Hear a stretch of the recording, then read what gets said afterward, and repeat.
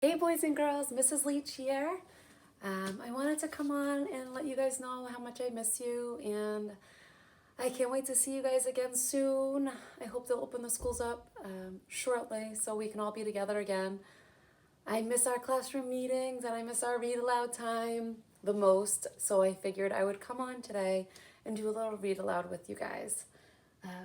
We have been learning a lot about theme in third grade, so I wanted to stick to that topic and I wanted to think about the theme of this story called Better Than You. So remember, good readers think about the theme of a story when they read. The theme of a story is the lesson that the author is trying to teach us. So what he wants us to learn from his story. So some questions that we're going to think about today when we read. What did Tyler learn? And how did Tyler feel when he hung out with Jake? Those are the two questions I want you to think about while I'm reading this story. So again, it's called Better Than You.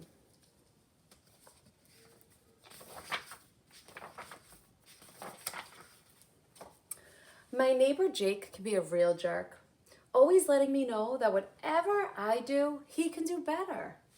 Don't get me wrong, Jake is great at practically everything he does, especially sports. Me, not so much. I mean, I know I'm good at writing stories and playing the guitar, but when it comes to basketball, I have to practice a lot just to be a decent player. The jerky side of Jake just started to bug me when I was trying to learn how to do a layup. For weeks, I'd been working on leaping and aiming and shooting like an NBA star. I even got my older brother Iggy to help me. I was so excited when I could finally do it. I went over to Jake's house to show him. "Hey Tyler, what's up?" said Jake. "Check this out, I can finally do a layup." After I showed him the move, he grabbed the basketball from me and said, "Yeah?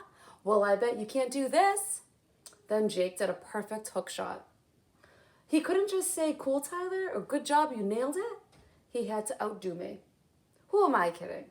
I thought I'd never be great at basketball. Why am I even trying?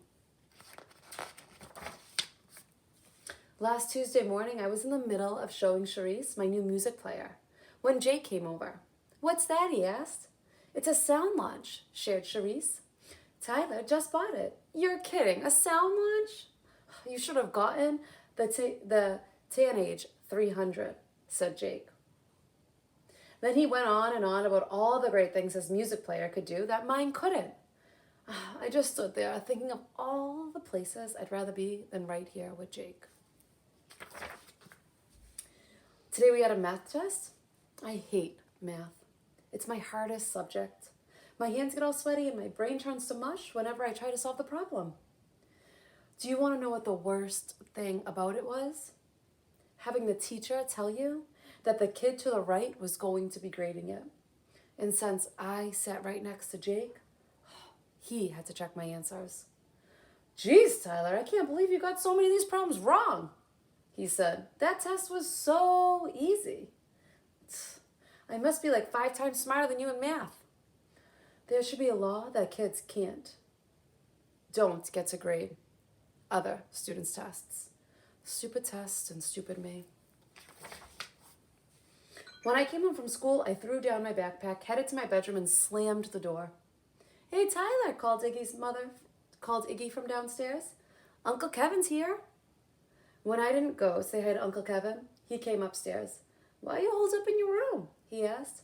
I didn't say anything. I just kept tossing my basketball in the air. "You know, Tyler, one of my favorite ways to get rid of the blues getting on my nerves a lot lately. I know he's better than me at a bunch of stuff, but he doesn't have to rub it in my face all the time. I feel like I'm such a loser when I'm around him." Uncle Kevin nodded as he strummed some more chords. "Is Jake like this around your other friends too?" I thought about it for a minute. I remembered hearing Carlos tell Oscar at basketball practice that he was sick of Jake's bragging. "He thinks he's better than us," said Carlos. "Yeah, what a show-off," agreed Oscar. So it wasn't only me that Jake treated this way. The other guys were getting fed up with him too. Maybe it wasn't my fault after all. Maybe it had more to do with him than it had to do with me. I I shared this with Uncle Kevin, and he told me that people like Jake are a lot like pufferfish, like the pufferfish we see at the aquarium. They puff up their bodies to make themselves bigger than they actually are. It's a way of protecting themselves from potential enemies, he explained. But when a kid acts like a pufferfish, he takes up so much space that he can also push his friends away. Uncle Kevin suddenly stood up and shouted, "Make way for Pufferfish Man," as he chased me around the porch. Mom almost had a heart attack when she came face to face with Pufferfish Man. I laughed so hard my side started to hurt. After Uncle Kevin left, I biked to the schoolyard. When I got there, Jake and Nico, this new kid on my street, were on the fields throwing a frisbee. "Hey," I said, "can I play too?" "Sure," they said. When it was my turn to throw the frisbee, I flicked my wrist and put a sweet spin on the disc, flinging it directly to Nico. "Nice," said Nico. "Thanks," I said. And then Jake did what he does best. He puffed up. "That's nothing," he said. "Look what I can do." When it was Nico's turn, he did this amazing throw. Our eyes nearly popped out of our heads. "Wow, that was awesome," I told Nico. "Thanks, I could teach you how to do it." "Really?" "Sure. Only if you show me how you did your throw." "You bet." Then Nico turned to Jake. "I can show you too if you'd like." "Yeah, well, I know all the cool frisbee throws I need to know," as Jake said as he started walking away from them.